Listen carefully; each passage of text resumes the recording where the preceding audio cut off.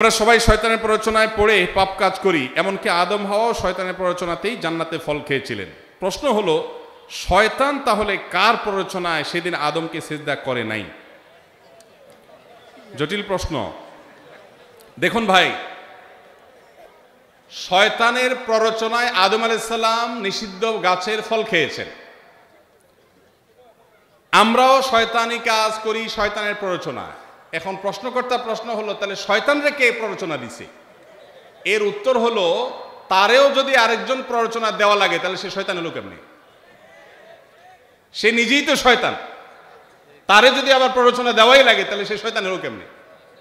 ভাইরা আমার, মানুষ খারাপ কাজ শুধুমাত্র শয়তানের প্ররোচনাতেই করে না, প্রবৃত্তির তাড়নাতেও মানুষ খারাপ কাজ করে। দলিল আল্লাহ তাআলা কোরআনে বলেছেন, ইন্নান নাফসা লাআম্মারাতুম বিসসু। মানুষের প্রবৃত্তি এটা মানুষকে অনেক সময় খারাপ কাজের প্রতি নির্দেশ করে। এই যে রমজান মাসে শয়তান শেকলে বাঁধা আছে, তারপরে কি সব খারাপ কাজ বন্ধ হয়ে যাবে? তার মানে ওই যে ভেতরের যে শয়তানের দোসর, ভেতরের শত্রু যে কুপ্রবৃত্তি, সে কুপ্রবৃত্তি মানুষকে খারাপ কাজের নির্দেশ দেয়। তো শয়তানের প্রবৃত্তি তাকে খারাপ কাজের নির্দেশ দিয়েছে। মসজিদের মাঝে যে কাতারে দাঁড়িয়ে সালাত পড়া হয়, সেই কাতারের মাঝে যদি খুঁটি থাকে তাহলে সেখানে সালাত হবে কিনা? ফরজ সালাত। বাইরে আমার কাতারের মধ্যখানে যদি খুঁটি পড়ে যায়, ওই জায়গা থেকে দাঁড়ানো অসুবিধা নেই, এতে ডিসকানেক্টেড হবে না। খুঁটির দুই পাশে দাঁড়ালে মাঝখানে খুঁটি পড়ে গেছে, হইতে পারে, কোনো অসুবিধা নেই, এর কারণে নামাজ হবে, জামাতও হয়ে যাবে। তবে মসজিদ নির্মাণের সময় খুঁটি যদি এমন কোনো জায়গায় ফেলানো যায় যেখানে ওইটার বরাবর জুতার র্যাক ইত্যাদি রাখা হয়, তাহলে সবচেয়ে ভালো। হাঁটা চলার জন্য জায়গা খেলে, বড় বড় মসজিদ আমাদের দেশে হাঁটা চলার কোনো জায়গা নাই, মানুষের নামাজের সামনে দিয়ে হাঁটা লাগে। আরবের দেশগুলোতে সবগুলাতে চারপাশে হাঁটা চলার জায়গা থাকে, তো আমার দেশে এরকম রাখা দরকার, বিশেষ করে বড় মসজিদগুলোতে। তো এই জন্য পিলারের বরাবর জায়গাটা হাঁটা চলার জন্য রাখা যেতে পারে। কিন্তু যদি কেউ দুই পাশে কাতার করে, মাঝখানে পিলার পড়ে যায়, পিলার দোনো পাশে মানুষ দাঁড়াইছে, কোনো অসুবিধা নেই, এর কারণে নামাজ হয়ে যাবে। প্রথম প্রশ্ন, হানাফি মাযহাবকে আহলে হাদিসের লোকজন বেদাত বলে, এটা কতটুকু যুক্তিযুক্ত? কোরআন হাদিসের আলোকে জানতে চাই।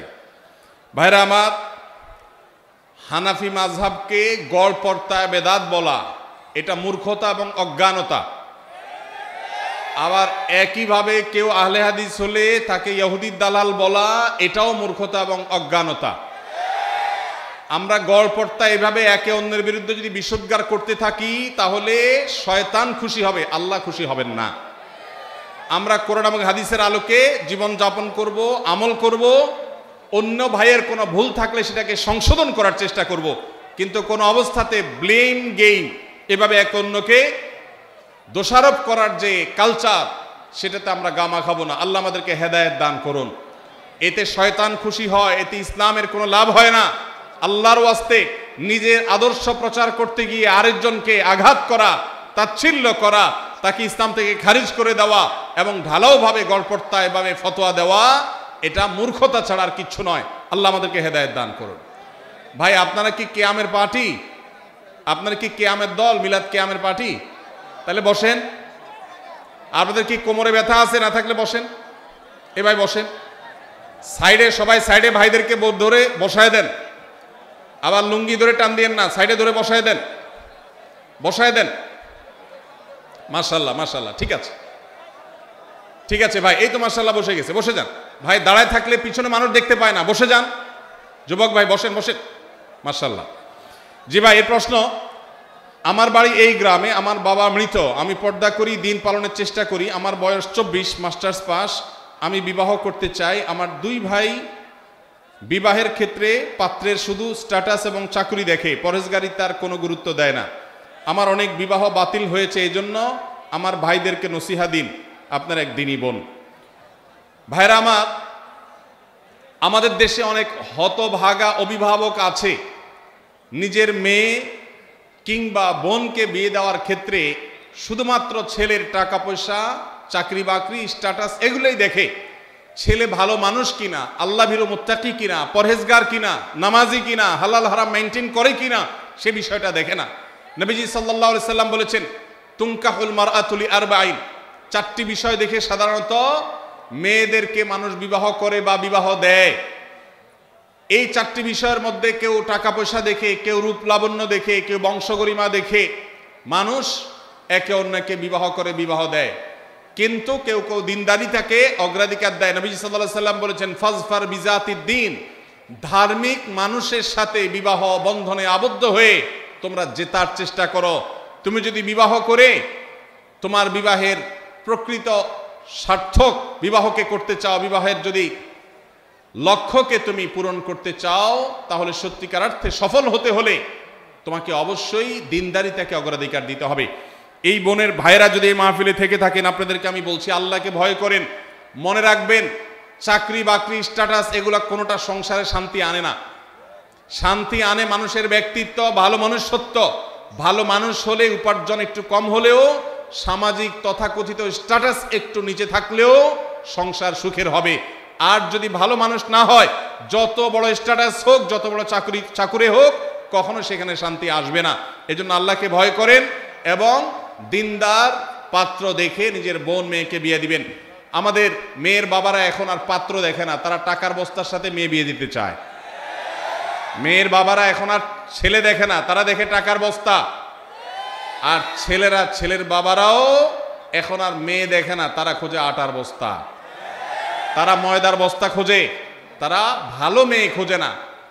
যদি ভালো ছেলে পেতে চান, আপনার এলাকায় ফজরের নামাজের সামনের কাতারে তাকবীরে উলায় যেই যুবক নামাজ পড়ে, এই যুবককে ভালো ছেলে ধারণা করতে পারেন। আল্লাহ তাআলা আমাদেরকে দিনদারিতা এবং ধার্মিকতা দেখে বিবাহ দেওয়ার তৌফিক দান করুন। ভাইরা আমার, আমরা যদি পার্থিব জিনিস দেখে বিয়ে শাদী করি এবং দেই, তাহলে সেক্ষেত্রে আমরা কিন্তু ধরা খাবো, লাভবান হব না। এই বোনকে বলতে চাই, আপনি এলাকার আলেম ওলামা, মসজিদের ইমাম সাহেব, তাদের মাধ্যমে আপনার ফ্যামিলির লোকজনকে বোঝাবার চেষ্টা করেন। আমরাও তাদেরকে বলছি, আল্লাহকে ভয় করেন, দিনদারিতাকে অগ্রাধিকার দিবেন, অন্য কোনো কিছুকে নয়। ইনশাল্লাহ শান্তি হবে। ঘরে ঘরে বিবাহ ভাঙছে, দাম্পত্য কলহ হচ্ছে, কারণ আমাদের কাছে এখন ভালো মানুষের চাইতে পয়সাটা বেশি দরকারি। আমাদের চাইতে এখন ভালো মানুষের চাইতে ভাবসাবটা বেশি দরকারি। কোন চাকরি করে সেটা আমরা দেখি, সে মানুষটা ভালো কিনা সেটা আমরা দেখি না। আল্লাহ আমাদেরকে হেদায়েত দান করুন। অনেক ইউটিউবার আছেন এখানেও, যারা ওয়াজের সাথে বিভিন্ন মিউজিক লাগিয়ে দেন, তাদের উদ্দেশ্যে কিছু নসিহা করবেন। ইউটিউবার ভাইরা, এটা তো তোমরা ছাড়বা না, তোমাদের বিরুদ্ধে প্রশ্ন এসে গেছে। অনেক ইউটিউবার ভাইরা ওয়াজ মাহফিলে এসেও নামাজ পড়ে না।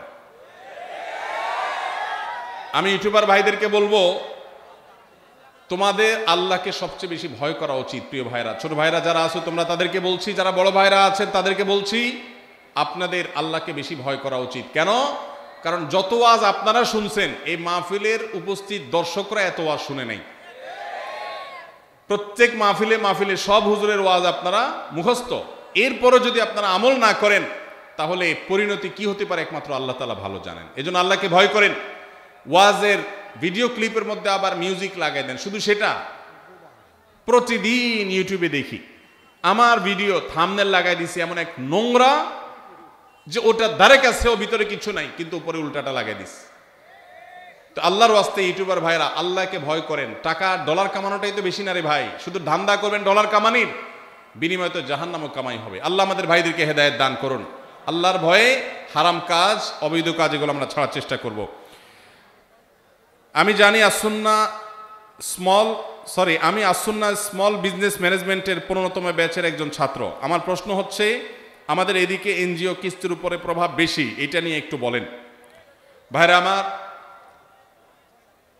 সুদভিত্তিক লোন গ্রামে গঞ্জে এর যে জাল বিছানো হয়েছে, এতে দরিদ্র মানুষের দারিদ্র দূর হোক বা না হোক, ঠিকই ওই সুদের মহাজন এনজিও গুলোর লাভ ঠিকই হয়। সুদকে আল্লাহ তাআলা হারাম করেছেন, এবং এমন হারাম করেছেন, আল্লাহর জমিনে হারামের তালিকায় সবচেয়ে ভয়ঙ্কর হারাম হলো সুদ। অন্য কোনো হারাম, শূকরের গোশত এটাও হারাম, কুকুরের গোশতও হারাম, কিন্তু এই হারামের চাইতেও ভয়াবহ হারাম হলো সুদ। সেই সুদের কারবার অনেক মুসলমান অবলীলায় করেন, তারা জানেন না। আল্লাহ তাআলা আল্লাহর বিরুদ্ধে যুদ্ধ ঘোষণা শামিল বলেছেন এই সুদের কারবার করাটাকে। সুদের যে 70টা খারাপ দিক আছে, সবচেয়ে সাধারণটা হলো নিজের মায়ের সাথে জেনা করার মতো জঘন্য অপরাধের চাইতেও ভয়াবহ হলো সুদের কারবার। আল্লাহ তাআলা আমাদেরকে সুদের কারবারের বিরুদ্ধে দাঁড়াবার তৌফিক দান করুন। সমাজে আপনারা ইসলামিক পদ্ধতিতে মানুষের অভাব মোচন করবার জন্য লোনের প্রসেস আপনারা শুরু করে দেন। আস-সুন্নাহ ফাউন্ডেশন থেকে আমরা দারিদ্র্য বিমোচনের জন্য মানুষকে স্বাবলম্বীকরণ প্রজেক্টের আওতায় গরিবদেরকে বিভিন্ন জিনিসপত্র কিনে দেই। ওই জিনিসের আর কোনো ফিডব্যাক, সুদ তো পরের কথা, আসলটাও আমরা আর ফেরত নেই না, এবং বেছে বেছে দেওয়ার কারণে সেখানে মিসইউজও হয় না। আপনারা যুবকরা আল্লাহ যাদেরকে সচ্ছলতা দিয়েছেন, তারা এলাকায় বিভিন্ন শর্তে বন্ধক রেখে রেখে হলেও লোন দিয়ে দিয়ে মানুষকে স্বাবলম্বী করার চেষ্টা করেন। এটাই হবে এই সুদভিত্তিক যে সমস্ত এনজিওগুলো লোন দিয়ে থাকে সেগুলোর বিকল্প কার্যক্রম, সেগুলো আমাদেরকে বাড়াতে হবে। আস-সুন্নাহ ফাউন্ডেশন থেকে আমাদের স্বপ্ন আছে, আমরা অচিরে ইনশাআল্লাহ বিদিনিল্লাহ জাতীয় কাজ মাইক্রো ফাইন্যান্স নিয়ে আমরা কাজ শুরু করব ইনশাআল্লাহ। আল্লাহ তাআলা আমাদের সবাইকে সুদের বিরুদ্ধে বিকল্প পথ বের করার তৌফিক দান করুন। মসজিদে বিতরণ করা জিলাপি ও মিষ্টি খাওয়া যাবে কিনা? জিলাপি বা মিষ্টির কোনো দোষ নাই ভাই, দোষ যা সব আমাদের। অতএব মসজিদে বিতরণ হয়েছে সেজন্য সেটা খাওয়া যাবে না এমন কোনো কথা নাই, বুঝতে পেরেছেন?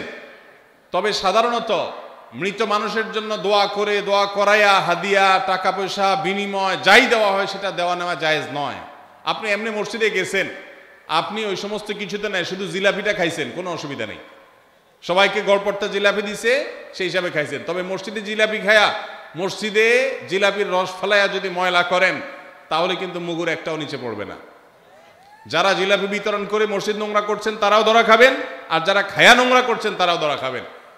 তো খানার দোষ নাই, খাইতে পারেন, কিন্তু খায়া জায়গা ময়লা করবেন না, নোংরা করবেন না, আর বেদাত করবেন না, শিরক করবেন না। এটা হলো মেইন বিষয়। মিষ্টি বা জিলাপি খাইলেন কি খাইলেন না, এটা কোনো গুরুত্বপূর্ণ বিষয় না। কোনো মেয়ে যদি পিতামাতার অবাধ্য হয়ে গিয়ে বিয়ে করে এবং পিতা রাগান্বিত হয়ে ত্যায্য করে, তবে তা জায়েজ হবে কিনা? উক্ত কন্যাকে সম্পদ হতে বঞ্চিত করা হয়েছে, বর্তমানে পিতা মৃত, এখন ভাইদের করণীয় কি সম্পদ ও সম্পর্কের ব্যাপারে? ভাইরা আমার, ত্যায্য পুত্র করা বলতে কোনো কিছু ইসলামে নাই। ইসলামে রক্ত সম্পর্কেও কাউকে কখনো ত্যাগ করা যায় না। আত্মীয়তার সম্পর্ক রক্ষা করা কি সুন্নত না ফরজ? কোন যুক্তিতে নিজের সন্তান হোক, ভাই বোন হোক, চিরকালের জন্য ত্যাগ করলাম, এটা করা জায়েজ নাই। অভিমান করতে পারেন, অভিমানের মেয়াদ সর্বোচ্চ 3 দিন। সর্বোচ্চ কয় দিন? লা ইয়াহিল্লু লিমুসলিমিন আন ইয়াহজুরা আখাহু ফাওকা সালাসি লায়াল। 3 দিনের বেশি কোনো মুসলমানের সাথে আপনি সম্পর্ক ছিন্ন করে থাকা জায়েজ নয়। অতএব 3 দিন রাগ করে থাকতে পারেন। এরপর আস্তে আস্তে আপনি কথা বেশি না, আবার একটু একটু বলেন, একটু অভিমান করে থাকেন শাসনের নিয়তে, তাকে কথা না বলে থাকলেন, সেটা করতে পারেন। কিন্তু ত্যায্য করে দিলেন, সম্পদ থেকে বঞ্চিত করলেন, এ অধিকার নাই। যত বড় অন্যায় করুক, সে অন্যায় করলে আল্লাহর কাছে দায়ী হবে, তাই বলে আপনি সম্পদ থেকে বঞ্চিত করতে পারেন না। কোনো বাবা যদি এটা করে যান, তার মৃত্যুর পর সন্তান ছেলেরা যারা আছেন, তারা মেয়েকে বাবা বঞ্চিত করলেও ওই সম্পদে মেয়ের যতটুকু হক আছে ততটুকু মেয়েকে ফেরত দিতে হবে, না হলে এই ভাইরাও কিন্তু গুনাহগার হবে আল্লাহর কাছে। এরপরে প্রশ্ন হলো, এখন অনেক মহিলা ওয়াজ মাহফিলে ওয়াজ পরিবেশন করে, মহিলারা কি ওয়াজ করতে পারবে কিনা?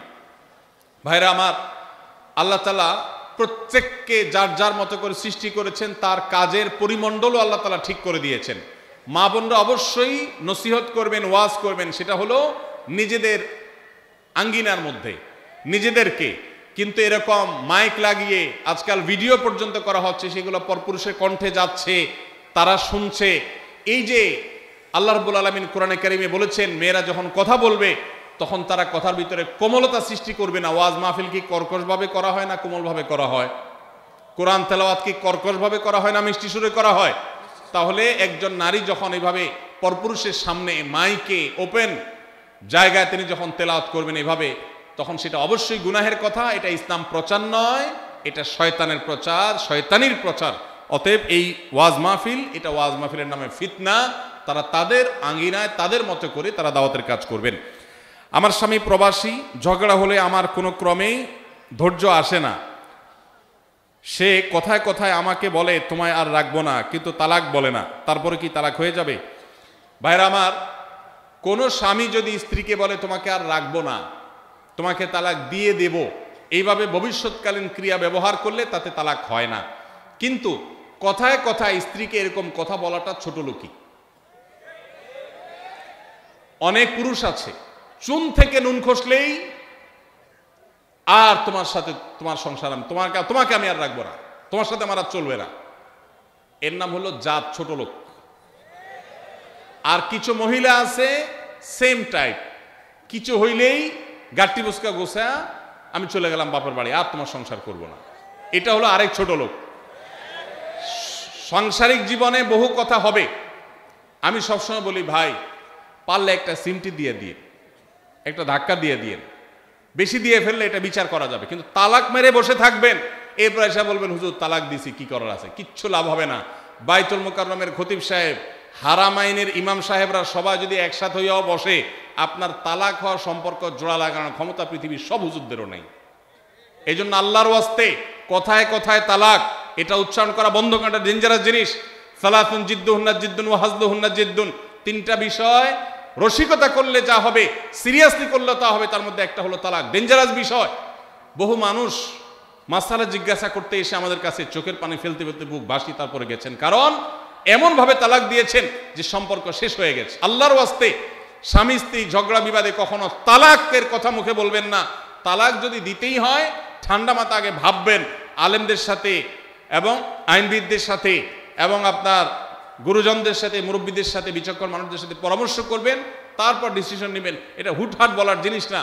আমার এক হুজুর ছিল খুলনা দারুল উলুম মাদ্রাসা, যখন আমি ইফতা পড়ি, তালাকের মাসালা জিজ্ঞাসা করতে আসলে আগে বেত নিয়া মায়ের, তারপরে মাসালা পরে দিতেন, আগে মায়ের দিতেন। যে কথায় কথায় বউরে তালাক, আর জায়গায় মস্তানি পাও না, শুধু মহিলাদের উপরে মস্তানি করতে আসো। তো এই জন্য কথায় কথা যারা তালাকের কথা বলে এরা হলো সব ছোট লোক। আল্লাহ তাআলা এদেরকে এই ছোট লোককে পরিহার করার তৌফিক দান করো। আমরা সবাই শয়তানের প্ররোচনায় পড়ে পাপ কাজ করি, এমনকি আদম হাওয়াও শয়তানের প্ররোচনাতেই জান্নাতে ফল খেয়েছিলেন। প্রশ্ন হলো, শয়তান তাহলে কার প্ররোচনায় সেদিন আদমকে সিজদা করে নাই? জটিল প্রশ্ন। দেখুন ভাই, শয়তানের প্ররোচনায় আদম আলাইহিস সালাম নিষিদ্ধ গাছের ফল খেয়েছেন। আমরাও শয়তানি কাজ করি শয়তানের প্ররোচনায়। এখন প্রশ্নকর্তা প্রশ্ন হলো, তাহলে শয়তানরে কে প্ররোচনা দিছে? এর উত্তর হলো, তারেও যদি আরেকজন প্ররোচনা দেওয়া লাগে তাহলে সে শয়তান হলো কেমনি? সে নিজেই তো শয়তান, তারে যদি আবার প্ররোচনা দেওয়াই লাগে তাহলে সে শয়তান হলো কেমনি? ভাইরা আমার, মানুষ খারাপ কাজ শুধুমাত্র শয়তানের প্ররোচনাতেই করে না, প্রবৃত্তির তাড়নাতেও মানুষ খারাপ কাজ করে। দলিল আল্লাহ তাআলা কোরআনে বলেছেন, ইন্নান নাফসা লাআম্মারাতুম বিসসু, মানুষের প্রবৃত্তি এটা মানুষকে অনেক সময় খারাপ কাজের প্রতি নির্দেশ করে। এই যে রমজান মাসে শয়তান শেকলে বাঁধা আছে, তারপরে কি সব খারাপ কাজ বন্ধ হয়ে যাবে?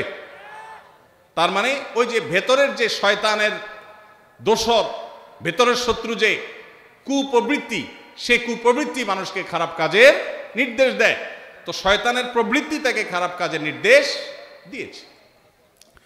মসজিদের মাঝে যে কাতারে দাঁড়িয়ে সালাত পড়া হয়, সেই কাতারের মাঝে যদি খুঁটি থাকে তাহলে সেখানে সালাত হবে কিনা? ফরজ সালাত। বাইরে আমার কাতারের মধ্যখানে যদি খুঁটি পড়ে যায়, ওই জায়গা থেকে দাঁড়ানো অসুবিধা নেই, এতে ডিসকানেক্টেড হবে না।